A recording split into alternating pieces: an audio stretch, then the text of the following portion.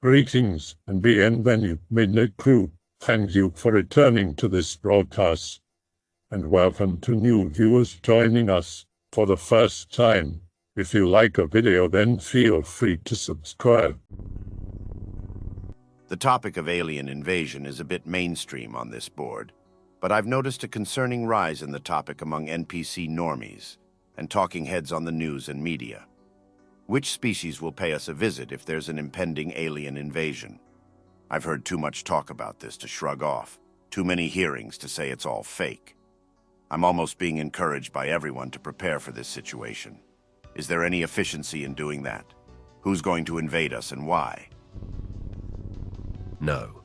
Any alien civilization that is technologically advanced enough to travel thousands of light years from their origin system to our system would have the energy production/harnessing capabilities to simply blast a hole through our planet with a Death Star laser, knock asteroids into our orbit, or just cook the atmosphere with microwaves. There wouldn't be any practical reason to invade this planet. They wouldn't need us for slaves because they presumably already have advanced biological machinery and automation, and I don't know why we would be food, since they can probably already produce infinite food, if they even eat at all. They wouldn't need any of our natural resources because if you can fold space, then you can also make hydrogen, oxygen, gold, or water from scratch.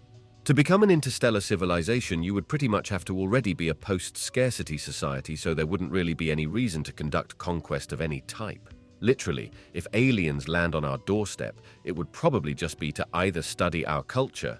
This is the only thing that could result in a negative outcome because we're assholes. Say, sup, cousin, and/or do a technology transfer to us. Every other reason seems materially, logically, logistically, and metaphysically idiotic. This is reassuring. Now I'm convinced the whole alien invasion thing is a psyop to distract low IQs like myself from domestic issues. Typical. Unless the powers that be know we're all screwed and they're not telling us directly because it's better not to scare the game before you kill them. This is reassuring. Now I'm convinced the whole alien invasion thing is a psyop to distract low IQs like myself from domestic issues. Typical.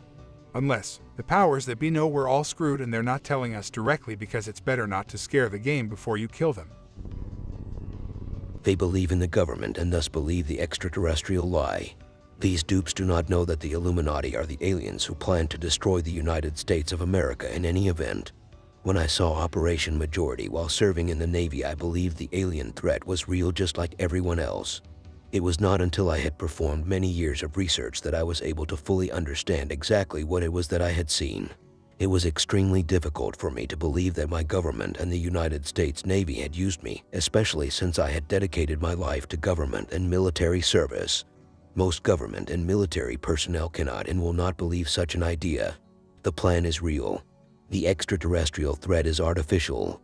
The threat is presented through the use of secret technology originally developed by the Germans in their secret weapons programs during World War II by geniuses like Nikola Tesla and many others. Bill Cooper.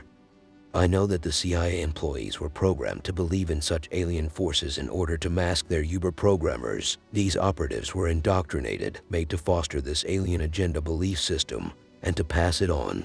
The Germans were creating aircraft that looked like flying saucers. If any retired CIA official decided to talk about all of this, after the documents had been declassified, memory modification would kick in. That is, the unwitting mind control victim would add fanciful stuff about the alien agenda to confuse the issue. I know that there were Illuminati designs of aircraft of the flying saucer variety, but they were not built or flown by aliens. XMI6. They came in the 40s. We made contact, eventually striking a deal. We realized at some point we got the Indian bead deal because their tech is too advanced for us to reverse engineer and got buyer's remorse. Between this and those in charge looking at them from the "they're demons" perspective instead of "we're not really anything cosmically speaking," this will lead us into direct confrontation. There are a few possible outcomes. 1. We launch an assault and they laugh and destroy us pretty quick. If they wanted to subjugate humanity, they would have, so it's real quick and impersonal, and they reseed mankind Mark 7. 2. We launch an attack and they laugh, destroying the military and having been revealed to offer humanity the chance to grow. It seems counter to their operation so far, but who knows. 3. We fight them and they say screw it and go back to their dimension, and humanity turns down the chance to grow, and instead those in charge think they have divine right after defeating the demons and subjugate humanity themselves. Probably the outcome they are striving for. 4. They leave, but one of the less benign races sees their chance and takes over. 5. We stand victorious and humanity enters a golden age. Given humanity, I'll say this is least likely. I will add that if at any point we've figured out a bypass and managed to launch a nuke, we will be wiped thoroughly and totally. I don't understand this. Why are you jumping to the conclusion that conflict is inevitable? Because the more people that come out saying there are secret projects, the more dumb things like, what if finally a species finally found a way to fight back? And dumb stuff like this. I always wondered if it was kept quiet not from us, but from the others themselves. What if we didn't want them to know that we knew what they were doing? And it was an epic, scary as F problem. Like the Manhattan Project, keep the plan secret at all costs then, when ready. Which I will say Tom DeLonge is clearly a useful idiot, but one being steered by powerful people to push the agenda to conflict. To be clear, I would rather there be no conflict and we can find out crazy things about the nature of consciousness, but hedging by the entirety of human civilization, that we know of anyway. I'm going to say the fear of being lesser will push us there. Plus, a bunch of people in government literally think they are demons, and you can't stand by while demons are amongst us, can you? I see your point, but I don't think that would be the inevitable conclusion. It could happen, though. A lot of people in power are willing to play the long game for a chance to one-up the aliens. I don't expect anything good happening to normal civilians. I don't think it's inevitable, but a high likelihood should the powers that be follow through. I was just answering OP about what the results would be. If you're the OP, here's some bonus conjecture. The Grey faction would be the one we would attack, as they are more prevalent and are overseers, if you will. Though they themselves are just a bio-robot, the higher consciousness can take over to have a more stable physical form in our lower dimension. If they attack first, it will be the Nordic race, who are just pulling a Sauron and using a fair appearance to trick us. I think they probably talked to the Germans at some point, and that's why they love their Nord appearance so much. It's also said this was the first species to approach the US but were rebuffed because they wanted us to give up nukes, and they found that suspect in a dangerous gamble. The first crashes happened exactly after the war with Germany. Exactly after Hans Kammler, his team and the project he led was completely transferred to the US, and the crashes happened on the same testing sites where exactly this project was tested, and purely by chance Eisenhower was also on these testing sites. No aliens crashed. Sure, so discounting the sightings going back through human history, tons of witnesses see hundreds over Farmington, New Mexico flying in formation and dogfighting in 1950. So they had squadrons of hundreds ready, and instead of taking over while they had clear technical superiority and people were in alien fever, they never did anything and waited until there were enough crashes for enemies to get a foothold. No. I never discounted sightings before 1945. You find a lot of old pictures and art with saucers. The Vedic Sanskrits are full of UFOs and also how they work. But that was a long time ago, and you never heard about crashes. But you heard about war between gods and that these UFOs had weapons. The crashed UFOs after the fight with Germany had no weapons. Analog from the inside. Nothing futuristic. First ones had no exotic materials, nothing like computers, no touch or voice control, nothing like a device to remote control them. The first witnesses of Roswell never said they have seen gray aliens like in the movies. They said they have seen children-like bodies, scrawny and pale, faces like children but with bigger heads and bigger eyes. Bodies were skinny but 5 fingers and 5 toes, not 4 and not 3. And they were wearing gray suits. That was the United States Air Force testing out Kammler's nuclear mercury vortex engine. They had weight and radiation problems, and they used orphans with Hutchinson-Gilford syndrome for testing. Humans with the disease often do not have a high life expectancy. To that time, a lot of orphanages were like hell for children, and no one was interested in getting disabled children. The Air Force already lost staff in crashes before Roswell. The children were light and the mercury vortex engine had no G-forces. But then shit happened. And I know it to 100%, and also that Eisenhower himself was at the testing sites because a family member was part of it. I do believe this tract has merit, but more in the sense of, this is the branch of tech the secret projects are from and what we will use to fight the aliens standpoint. There's simply too many other things going on and too many other factions within world powers that probably would not be so sympathetic to the hidden faction. Or man, who the hell knows, maybe the proto-CIA joined with the paperclip guys and set us on the path we were on now. And that's what von Braun meant saying the alien fight was the last false step. Either way, I think we'll find out at some point in the not-too-distant future. The current UFO stuff makes me feel conflicted. On one hand, everything that's been coming out is the same useless baiting and fishing for grifting like usual. I heard, and I have witnesses that say, and there are files that can prove, but nothing hard and indisputable was released to us. More than that, I feel like the UFO AE really is the perfect false flag, in the sense that if pulled off convincingly, it would really do wonders for a one-world government. Great reset, total control, boot stomping on our face forever future. But the US Navy leaks with the floating Tic Tacs, with all of that data and log entries and witnesses, seem to prove to me that there's something here, but I'm not sure what. It seems to me that perhaps the United States government doesn't know either. I'm not sure where that leaves me. My tendency is to want to say this is a false flag or psyop, but I feel like if that's true, then it's the worst one ever because no one cares anyway. I was 17 years old when this happened. I lived with my parents on a farm outside the Australian town of Wagga.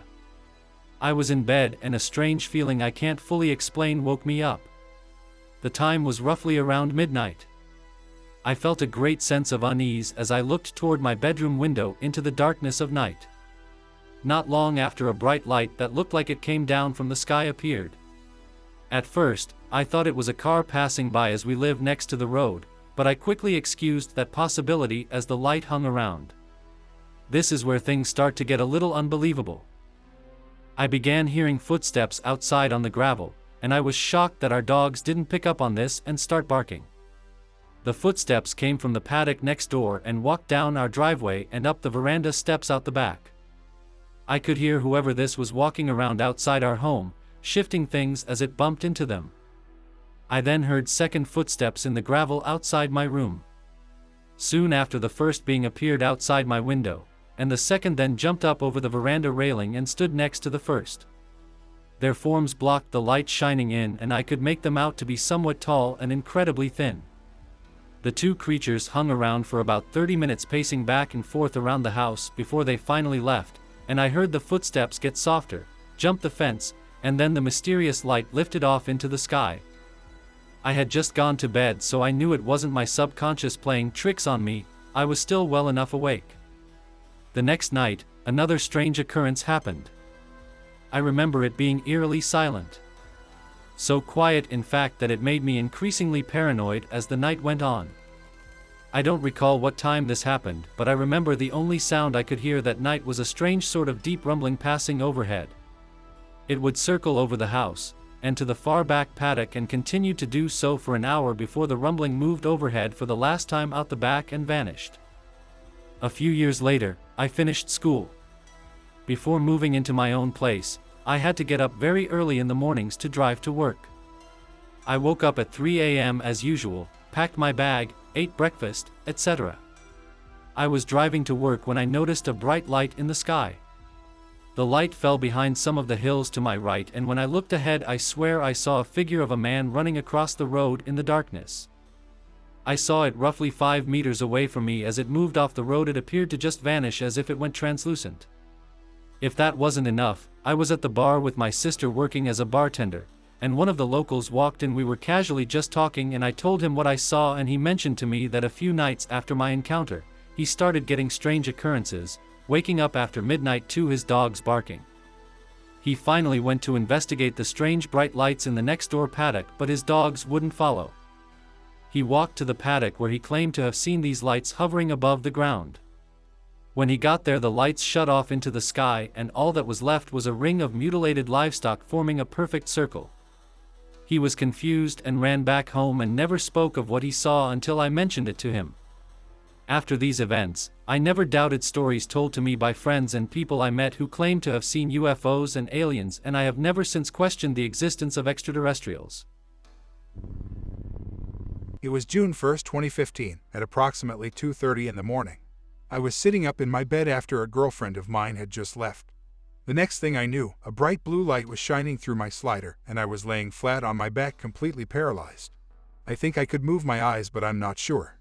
Then there were 4 to 5 feet tall beings at the end of my bed. Their faces seemed kind of blurry, or maybe it's my memory of it. The one in the middle was talking to me in my voice, but inside of my head. I was trying to scream or even just move, but I couldn't. I just remember it telling me that everything was going to be fine, they're not going to hurt me. I asked them what they wanted. They said they just had to run a few tests, and in the blink of an eye the other 2 beings were on both sides of me. The 2 of them put their 2 fingers underneath my lower back and my shoulder, and I lifted out of the bed as if weightless. Then they floated me towards the sliding door, and the flash of blue light took me out. After that, all I remember was a cold table and feeling very uncomfortable. Then, suddenly, I was back in my bed sitting up, and it was 4:30 in the morning. I have a strange circle scar on my arm and 3 small scars in the shape of a triangle on my groin. Since then I have seen a bright orange fireball floating across the sky in my backyard, and I wake up every night at 3:30, can watch the clock change if this is just a dream. It was the most traumatic dream I've ever had in my life, and I hope my kids don't have these dreams. This incident occurred in Hillsborough, New Hampshire, when I was attending overnight summer camp when I was 13 years old in August of 1978. One night, not long after midnight, I awoke quite alert for no apparent reason. It was pitch black in and outside of the cabin. Besides feeling very alert and not sleepy at all, I felt an instinctive fear. Then I heard 2 things talking outside the cabin. I would say they were very close, maybe 5 or 10 feet away. They were not human beings because the sounds they were making were not human. On the other hand, they were not animals because they were definitely communicating in an intelligent way. There was no mistaking it. They were questioning and answering each other. I don't think at the time I had seen any alien or UFO movies. My initial response was a primal fear of the unknown. After several minutes of lying on my back paralyzed by fear, I gathered my wits and decided to climb up to the top bunk and wake up my best friend. As slowly and quietly as possible, I slipped out of my sleeping bag and climbed up the ladder to his bed. Then, I gently nudged him, whispering in a hushed whisper, "John, wake up. Shh, just listen." He woke up, he listened, and he heard them too. We just listened, frozen, for what was probably only half a minute more. Then one of us whispered something to the other and the voices outside went silent. John and I froze again and were silent. We waited for several minutes, listening for them, wondering if they were still there. Finally, after some time, reassured that they had probably left, we started whispering to each other again. Though we did not use the words at the time, we were freaked out. It took another half hour before I was comfortable enough to climb back down to my bed and go back to sleep. In the morning, we reported the incident to our counselor. He told us it was probably porcupines. Of course, we knew it was not a porcupine or any animal, but you can imagine he did not pay any attention to us. The clincher to this incident is that a week later I received a letter in my camper mailbox from my father. This was before email or cell phones. I had no daily communication with my father.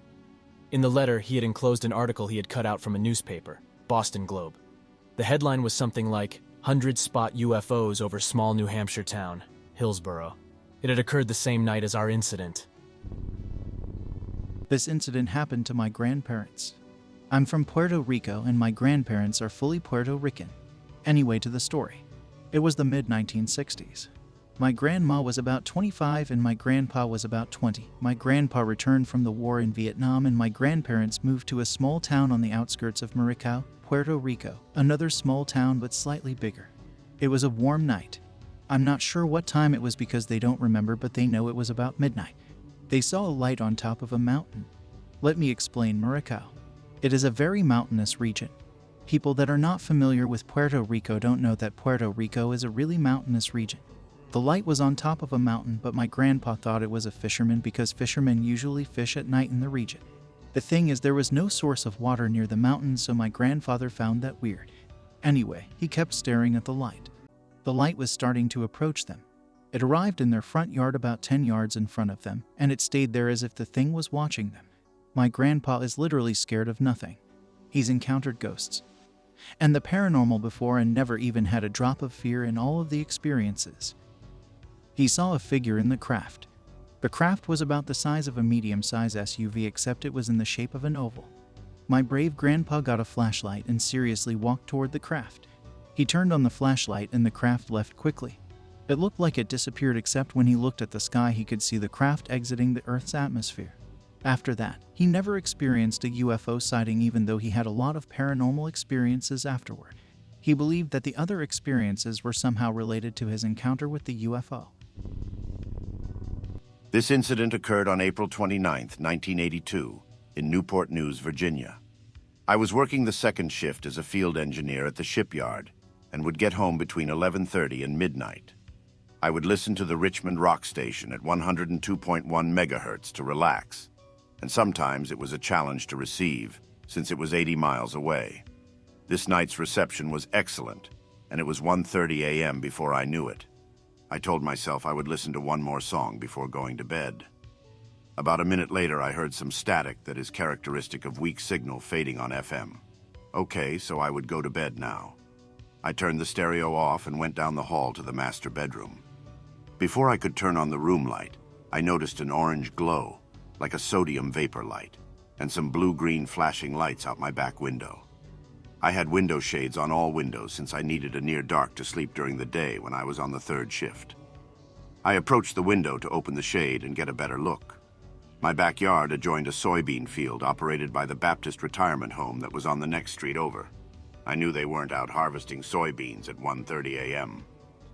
A voice in the back of my head warned me not to open the shade. I started anyway, but was warned again. The shades I bought had the edges curled in the 2 years since I had bought them, so I was able to see out a narrow slit. In the orange glow, I saw a figure about 4 feet high. It turned back towards the lights and disappeared out of my field of view.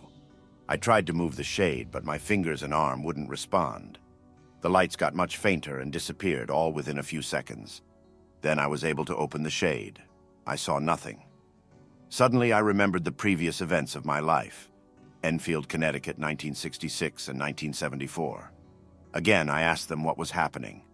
I asked if it really was them. The answer I got was, "You will know soon." The following morning, I immediately went to my backyard and looked for any indication of the previous evening's activity. I saw nothing. I was very disappointed, for at last I thought I had real evidence. A few days later, I looked out the window and saw 3 rings touching each other. They appeared to be perfect circles about 12 feet in diameter and from 4 to 6 inches in thickness and made of a gray-black powder. My next-door neighbor, a retired Air Force officer, was gardening out back. I brought him a grass blade from the area. He immediately identified the material as a fungus common to the area due to the high humidity. He said the fungus typically starts as a small patch, then grows in random shapes outward, sometimes forming rings up to 2 to 3 feet over several weeks. I showed him the 3 perfect 12-foot circles that appeared overnight. He had never seen anything like that. He then showed me several places where some of his azaleas were missing. The dirt was still fresh, like they were pulled out by the roots. There was a footprint about 5 or 6 inches long near the plants. It looked like someone was wearing swimming fins with no obvious toe or heel marks. He thought some kids stole the flowers at night. He had several varieties of azaleas, and it appeared that at least one of each color was missing. I figured there would be little point in telling him what I saw a couple of days earlier, but I gave him a condensed version. I said, "Maybe aliens came from space, spread fungus spores in perfect rings in my backyard, then stole some of your azaleas, just for fun." A look of shock came over his face, like I just revealed a state secret. He was not amused by my whimsical explanation. Instead, he asked me to tell him if I ever saw any little kids messing around his backyard. "Sure," I said, "I'll let you know." The rings remained for weeks through several mowings. This was my last encounter with the aliens. A friend and I were fishing in an evening-friendly bass tournament on July 2, 1992 from 3 p.m. to 9 p.m. at Smith and Sales Reservoir in Smithfield, Rhode Island. The fishing picked up as the tournament ended, so I convinced my friend to go back out for a night bite. Somewhere around 11 p.m., we were fishing at the end of a peninsula facing the shore with a dark, empty house on the land. It was very quiet, but I thought a helicopter was coming down in the cove behind the house where we couldn't see.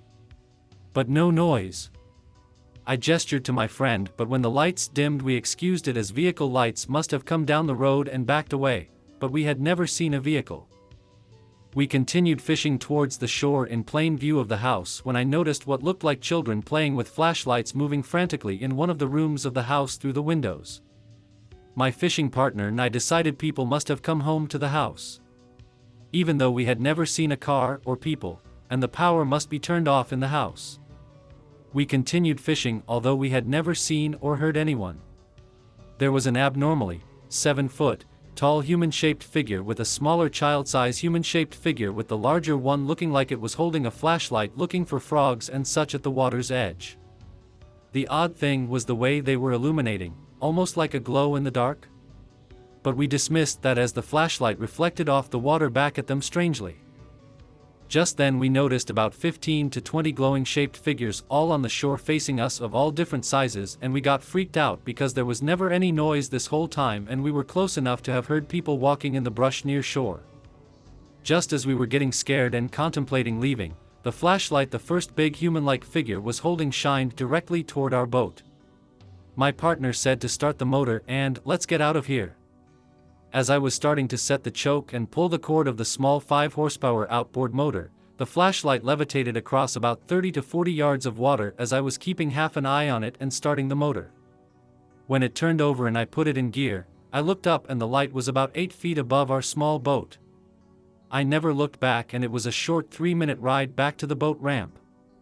We hurried, throwing the boat in the van, and got inside the van in shock. All the dogs on the lake were barking loudly. We never heard a dog before this. My friend made me promise not to tell anyone and I haven't. Until now. The disclosure has already occurred. Alien photographs were released by Dr. Stephen Greer in his film documentary Close Encounters of the Fifth Kind. UFOs were disclosed by the Pentagon and covered in all news outlets. UFOs use electromagnetic gravitics and zero-point energy. Zero-point energy has been known since Tesla discovered it. Any object can be powered by zero-point energy, and it is part of the technology disclosure. Alien craft are said to be manifested using manifestation technology, some kind of hyperdimensional holographic modeling where they spawn the object into 3D based on consciousness physics. Astral projection is part of the disclosure. People can astral project, as do advanced UFOs. That's how the vehicles teleport here instantaneously. Synthetic telepathy is a major piece of disclosure. V2K, voice to skull, the ability to use antennas, AI, and supercomputers to read all 5 senses remotely, cause hallucinations, and control a body like a robot. The new laws of physics are consciousness-based, and reality is described as a hyperdimensional hologram with some kind of fractal recursive nature. These physics allow all the psychic abilities such as levitation, remote viewing, and the dreamlike total reality control events associated with UFOs. I hope that you enjoyed tonight's broadcast. If you enjoyed tonight's story, then please subscribe to the channel as more green texts will appear daily. A new broadcast will appear when the clock strikes midnight Central Time.